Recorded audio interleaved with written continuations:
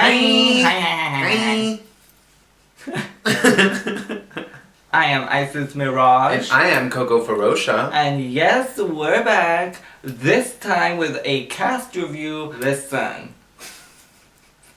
Listen, have faith in us. We're gonna stick with the All-Stars review, but we figured we would conserve this mana for future portal usage and review these season 10 girls. Yeah. So, season 10, bitch. First of all, I just want to say the neon theme went off. Yes, for sure. Yes, thank you. Now, that being said, we did watch it in black and white. That was a choice that we just made. But, you know, so try different things. Switch up the hue on your TV. Yes. So starting with Aquaria, bitch. Scandalous. She seems to be very controversial already, honey. Like, yes, there's a lot of things swirling out there in the social medias. I try not to put myself in the mix, like reading all of the like gossips and things, like the Reddits and things. You know, I feel like the responses to her have been very like polarizing more than anyone, like since she's been released. So she needs to be aware of like how people are perceiving her, or whether that's something she wants or she doesn't. But regardless, I feel like I want to see who she is like on the show. I don't know what her like aesthetic is on a sort of regular basis. Is she going to be switching it up?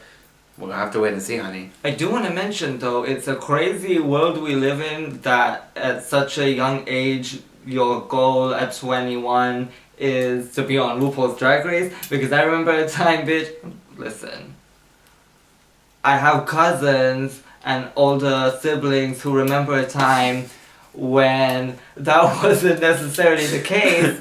So, you know, it feels like the world is progressing somewhat. And for a young girl like you, it's just going so fast, huh?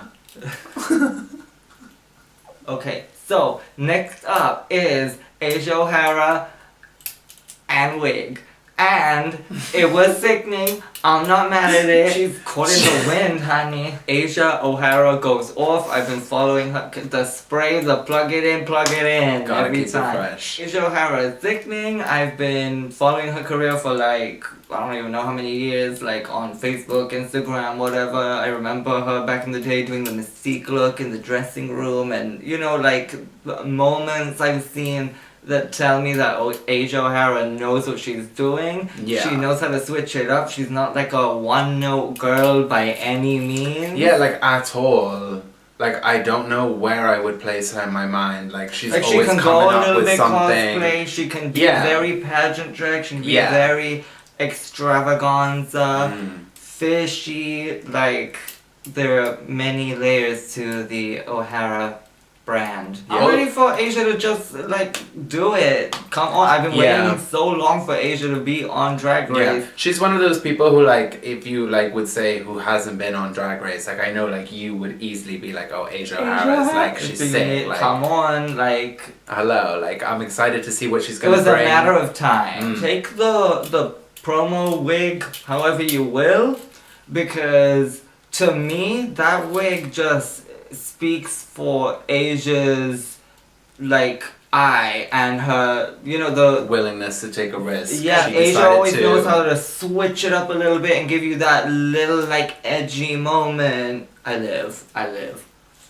It's neither here nor there, but next up is Blessing Claire. Hello, come on, RuPaul. Another young. Cause she young, right? Yeah, she young. Okay, I only asked because she's into her whole, you know, retro, vintage moment. So, first of all, I think Ru's gonna enjoy her because Ru enjoys someone who knows their references, especially certain, like, eras, like, she's gonna feel that. Also, her Broadway, like, moment, like, Ru's also gonna enjoy, like, very Jinx Monsoon-y moment. Listen. Like a touch, with a touch of a sort of a glamorous 60s moment. Girls like that always know how to pull something out of the fucking bag. You know what I mean? Yeah, like she seems like the kind of queen that can really think on her feet and come up with an effect quick. But I don't know that she's going to have that voice. But listen, I'll get back to you on that. So Dusty Ray Bottoms and her Dusty Bottoms, honey. I will say the eyebrow thing where you dotted that out and you made that your look. Yeah. Love that. Yeah. Yes. It's very what I like to hear from my drag queens is when they work with what they do well. You know what I mean? Yeah. And showcase that. And listen, I remember being in the club once upon a time and talking to a bitch who didn't too much know how to do her eyebrows, or so she said, St. My roast. And I told her, like, girl, if you don't know how to match an eyebrow, then just do one. Like, these are the things that make drag fun, so go off. She's another queen who has this whole Broadway moment with, to quote her, an edgy twist this time. So I think, again, that's a strong suit for her. These acting challenges, honey, this singing moments. I definitely was really feeling her energy. And she came off like very likable and nice, and approachable. And the look was sickening. So I'm excited to get to know more about you, huh?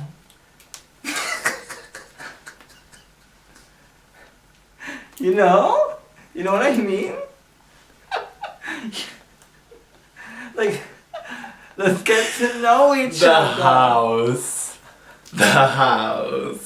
Okay. So next up is Eureka O'Hara, back at it again, ready to come back, give you some PHAT moments. She's been having to sit on this thing this whole time, unlike, you know, any of the other girls. You know, she's known this whole time that she's going to be coming back with next season, so she has had plenty of and the eyes are gonna be watching you, bitch. Like, they're gonna be like, right, this bitch. It's a lot of pressure. She said she's trying to switch up her drag and like do things a little bit like more and I live for that. Like someone like owning their true tea. You know, last time I feel like she was getting in her own head, like getting on people's toes a little bit. She likes to talk, you know, like how she gets. Yeah, but so I also feel at the same time, without it, we wouldn't have had Miss Charlie telling her to be quiet and her having that moment in which someone superimposed all the Drag Race moments, which is my personal favorite video. And that's why we need to be grateful that Untucked is coming back to the screens, honey. Next up is Calorie Kardashian Williams.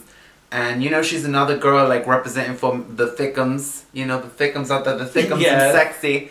And, you know, she's not afraid to show her body and get down with the skinny bitches and wear something short if she wants to. Hello. She's one of the girls who doesn't come from, like, one of the big, like, drag hub cities. Unless, you know, correct me if I'm wrong. But, like, it seems to me like she comes from like a slightly different lane to some of the other girls from, you know, maybe the New York, the Chicagos, the, you know, the LA scene. Like, it's maybe a smaller scene and like it's a different like environment. By the way, I just want a side note, that's no shade from our part because trust me, my scene is smaller. It's non-existent. So it's no shade. I thought that she was very nice. Yeah, that was my thing. Like, I don't know if she might be like a bit timid. I think she's definitely someone who can like grow from the show. Like really up her like, you know, her booking fee, honey. And first of all, so like, listen, I'm excited to see like what she's gonna bring. Like, you know, like, I want to see, like, maybe she could come and turn the fucking shit out of it. Like, you know, we don't know with these girls who's going where and who's placing or what. Like, or maybe some of y'all bitches do, but don't tell me. Although I feel like she needs to maybe get more of an idea of, like, you know, like an interview moment or whatever. I do appreciate her desire to put something nice into the world because that is what we need right now. As the people, as community, all the hate. Refreshing to have somebody, a younger queen especially, want to come in and even if it's nice, even if it's just nice to add that and to add love, and we need this. So next up is Cameron Michaels, and you know, they are a very bombshell type vixen. Well, maybe not this season with the actual vixen, so but I digress. very femme fatale, it seems, from what I've seen. Yeah. Type chick. Another one who, like, describes themselves as, like, a chameleon queen, and, like, that's a great thing to have on this show, like, versatility, to be able to show different sides. Like, another one, like, with many confidences. A lot of hype over her outer drag looks, and Y'all thirsty hoes. I don't like abs. But I hope you're happy with your body. That's what counts. We're getting her a I Love Fat Guys t-shirt. Like, it's a matter of time. A crop tee? Preferably. I do live for the play of the gender and the, like, she's muscular and, like, I'm excited to see her perspective on things and, like, have someone, like, so almost, like, butch and have to translate that into drag, and maybe they don't want to be so, like, the tradition has been, like, if you're muscly, you gotta, like, over, like, to hide everything. Does she like, not do all of that? I don't know. Okay, well, I'm just saying, regardless. I like that Okay. genderous moment of, like, crossover? Fuck you, gender, fuck you, bitch. Fuck you, construct. I think Cameron is clearly a very talented artist, and she seems, from what I've seen so far on social media and everything, very friendly and, like, into this sisterhood right now with her girls from the cast and everything. Yeah, a strong contender, I think, this season. I'm excited to see what she's gonna bring, like, and how her, like, confidence is gonna translate onto that stage. So next up is Mayhem Miller. And bitch, it's about motherfucking time. Like, it's been so damn long. Like, we've been watching Mayhem for, like, forever. Like, she just seems like such a, like, an icon who, like, just hasn't got her piece of the pie yet. And finally, here it is. This is her moment, and everything happens for a reason. Like, I'm excited to see this bitch on TV, and, like, for her to go down in the books as a Ru girl, like, because that's what she deserves. So basically, the rundown is we had Raven and Morgan on season 2, and both iconic, both equally, if not more iconic, even off the show, from the Showgirls WeHo channel, which I know everyone watches and watched back in the day, and Mayhem was that girl that was always in the mix, was them three, and as a Drag Race fan, for many of us out there, a lot of us were like, who is that girl? Because every time Mayhem would come out, it was something sickening. Yeah. And she has such a specific, like, taste level, like, it's not, like, one note, like, you never know what the bitch is gonna come out with. Like, she pulls from, like, a dynasty, like she said, like, almost 80s, like, glamorous fur coats, and but she can do so much. Hair, but yeah, she can literally, like, switch it up on you. Doing the Alien, Fifth Element effect, white contacts. Yeah. So Mayhem was that girl that everyone wanted to know more about, because Raven had been on Drag Race, Morgan had been on Drag Race, Mayhem had not been on Drag Race, and for a lot of people like us, a lot of people online who were fans, didn't really have a forum to get to know more about Mayhem, and so we've almost in a way been waiting all these years as to fans finally, like, to find and get to through know her a little bit. Facebook and videos and things, Mayhem is finally having her moment, and all her fans are all finally having their moment. We believe in you, bitch. Like they say, I'm ready for her to rip that motherfucking runway. Like, yes. Done. Okay, so next up is Miss Cracker. And self-awareness is key. I think she's gonna be a strong contender this competition. That, like, humor or whatever is gonna get her far. Like, I can just already see Ru just enjoying the shit out of her. Yeah. And she seems very, like, polished, makeup done, hair done, outfits. Look, she seems to have her thing together. She does. Listen, respect to a bitch who can get on the fucking subway and drag. Hello. Shout out. Damn. Monet Exchange. Can we live? Die. She's resurrect. Yeah. Live again. I love Monet Exchange. Love her. Her looks are sickening. Yeah. She has such an eye. Yes. I love a unique like perspective and take on shit, and she definitely has that. And she seems very confident, very likable. Yeah. Loved her Meet the Queen's look with the Yes. slick back blue hair, like...